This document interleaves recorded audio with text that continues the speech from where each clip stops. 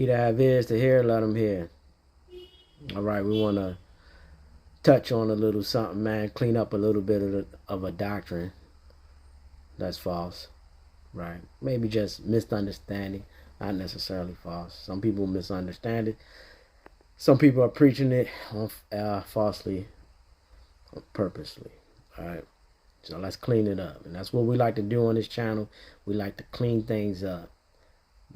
Try to get the faith, trim the edges, man, so that we can all have one doctrine, one faith, one understanding, man. For the most part, that's what we like to do on this channel. So let's clean something up. And what we want to clean up is who is the whore of Babylon. Some people are saying the whore of Babylon, that just saying that Babylon is a whore. It's America and the whole Babylon is a whore. Okay? No, the whore of Babylon is separate from Babylon.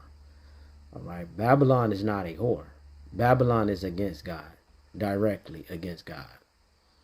Okay? Blasphemous towards God. Purposely. The whore of Babylon is, she's going back and forth with God and with Babylon, right? The Lord divorced her because she's fleshy and she's mixing the doctrine of God with the doctrine of Babylon, her customs. She uses both customs, and that's what makes her a whore, and that's what makes her adulteress. Okay, she even has the name Babylon of her new husband written on her forehead. Okay, the mark of the beast on her forehead. Ring a bell? Right? So she has the name written Babylon on her forehead. Doesn't mean that she is actual Babylon. She is the whore of Babylon. Okay, she's lukewarm. And this, also, you can see this from the law, right? The law was for you to separate yourself from the heathen. The law of Moses has always been for you to separate yourself from the heathen. And we have some people, they say, we're not under the law anymore, so we can keep Babylonian customs, worldly customs.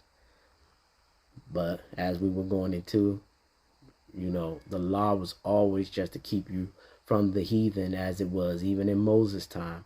Moses got these laws from God, and it was to separate God's people from the heathen. That's why you're not under Moses' law anymore, because things changes with time. The heathen customs was sacrificing pigs. They wore like shape-ups, and they had their hair certain ways, and God wanted us to stay away from those things so that the people would know, oh, these are God's people. Why? Because it wasn't by skin color.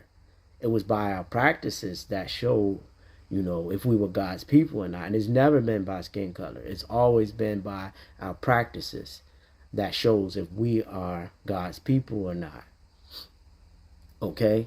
So even in today's time, you can't say, so what, I can just do it because I'm not under the law of Moses.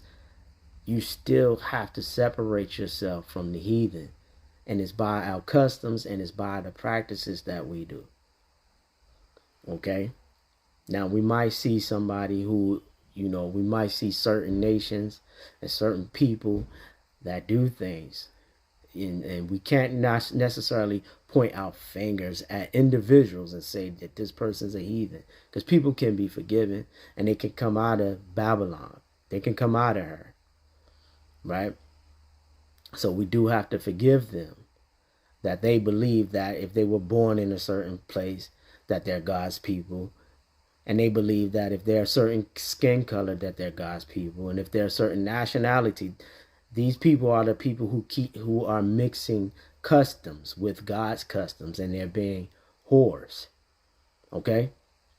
Because they don't get it that it's all about faith. It's all about faith. It's all about our grace and what we do during our time of grace to show that we are God's people and we are completely separate from the heathen. This is the law. This is the rule of Jesus Christ. All right. And you follow the rules of Jesus Christ, it will separate you from the heathen. Okay. So understand, man. The heathen, Satan, Babylon, he's cold. God, he is hot. The people of God, they are hot. He spits fire out of his mouth. Why? To burn the coal and to burn the lukewarm whore. The whore is lukewarm. She thinks she's getting away with chilling with Babylon and chilling with God at the same time, but she's not. The heathen sees her and God sees her. And that's why even the heathen himself are going to hate the whore. Right?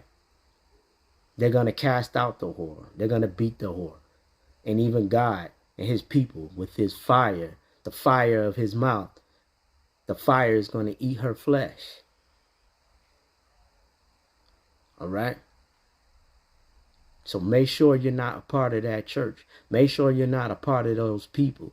Make sure you're not a part of those nations that are being the whore of Babylon. Don't get caught by God being a whore. God bless.